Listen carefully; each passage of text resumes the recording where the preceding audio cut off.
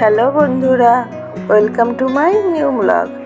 আজকে আপনাদের আমি দেখাবো একটা স্বাদের অনুষ্ঠান। এটা ছিল আমার এক দিদির স্বাদের অনুষ্ঠান। আমরা যে মাছ কিনেছিলাম, এই মাছটা নিয়ে আসলে আমরা এই দিদির স্বাদের অনুষ্ঠানে গিয়েছিলাম। আমার দিদি বলতে আমার মেঝো বোনের, আমার মেজদির ছোট জায়ের স্বাদের অনুষ্ঠান ছিল। আর এটা ছিল স্বাদের অনুষ্ঠানের প্রথম অংশ।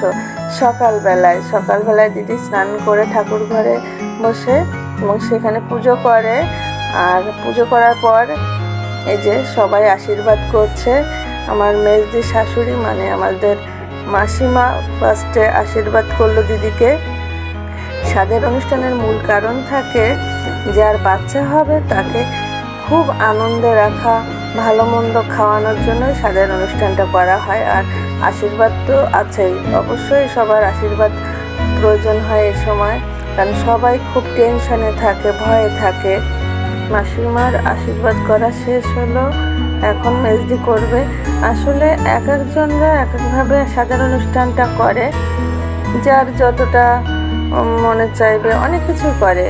আমরা খুব ছোট্ট পরিসরে স্বাদের অনুষ্ঠানটা শেষ করব সকালের পর্বটা, কারণ এরপরে রান্না বাড়া করার একটা ঝামেলা আছে, দুপুরের খাওয়া দাওয়া করার। তাই আমরা সকালে আশীর্বাদ পর্বটা শেষ করলাম এবং পরবর্তীতে আমি চলে যাব সেই দুপুরের খাওয়ার পর্বে। আমি সম্পূর্ণ ভিডিওটা করি নাই, কারণ অনেক গরম ছিল, অনেক ঝামেলায় ছিলাম, আমরা সবাই কাজ করছিলাম, তাই ভিডিও করার টাইম আর হয়নি, তাই তোমাদের দেখাতেও পারছি না।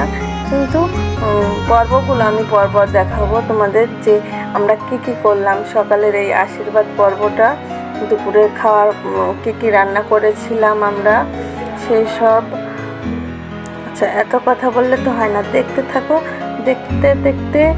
দেখতে পাবা যে কি করেছিলাম আমরা আয়োজন দিদির জন্য। এই সময়টা অনেক গরম ছিল তো, দিদির অনেক কষ্ট হচ্ছিল। তারপরও সে এটাকে মনে হয়, আমাদের কাছে যা মনে হলো, দিদি খুব খুশি ছিল আমাদের এই আয়োজনে। যতটুকু পেরেছি আমরা করেছি, কারণ আমরা খুলনা থেকে গিয়ে একদিনের ভিতরে এই সব আয়োজন করে আমরা আবার পরের দিন ব্যাক করব, সেই জন্য আমরা খুব তাড়াহুড়ো করে আয়োজন করেছিলাম। সকালের পর্বটা মোটামুটি করে শেষ হলো। আর যারা আমার ভিডিও ফলো করো তারা অবশ্যই দিদির জন্য আশীর্বাদ করবে, দিদি যেন সুস্থ থাকে। আর এই যে আমি তোমাদের সামনে নিয়ে এলাম দুপুরে খাওয়ার পর্বটা।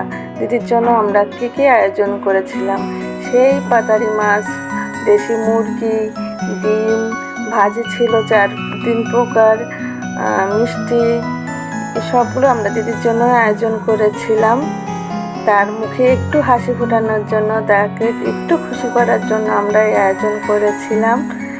এই সময় অবশ্যই সব মায়েদেরই একটু মনের ভিতর ভয় কাজ করে, তো সেই জন্য সবাইকে খুশি রাখাই প্রয়োজন। এই সময় আমার যা মনে হয় যে খুশি থাকলে বেবিটাও অনেক খুশি থাকে, ভালো থাকে, সুস্থ থাকে। যাই হোক, দিদি একটু করে সব কিছুই খেয়েছিল। গরম ছিল, সেজন্য সেই পরিমাণ আমরা রান্না করতে পারিনি, কারণ প্রচণ্ড গরমে অতিরিক্ত খাওয়া হলে আবার সমস্যা হতে পারে। সেজন্য আমরা টুকটাক অল্প কিছুর ভিতরে আয়োজন করেছিলাম দিদির জন্য।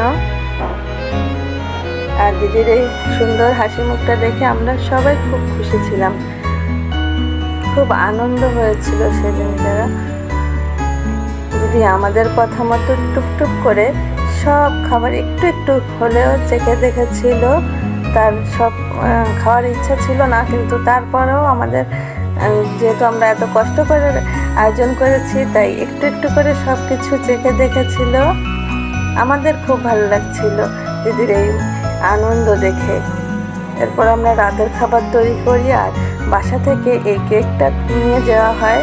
বাসায় তৈরি করা হয়েছিল এই কেকটা, আমরা দিদির জন্য নিয়ে যাই এবং সন্ধ্যায় এই পিঠা আমরা তৈরি করি দিদির জন্য। অতিরিক্ত গরমের জন্য আমরা তেমন পিঠা তৈরি করি না, কারণ তেলে ভাজা পিঠা তো খেলে আবার শরীর খারাপ হতে পারে, সেই জন্য বর্ষামণি তার মাকে খুব আনন্দ করে পিঠা খাওয়াচ্ছিল, কেক খাওয়াচ্ছিল। সে খুব খুশি। আমরা সবাই গিয়েছি, সেজন্য আরও বেশি খুশি সে। সন্ধ্যায় আমাদের গান কবিতার আসর বসেছিল।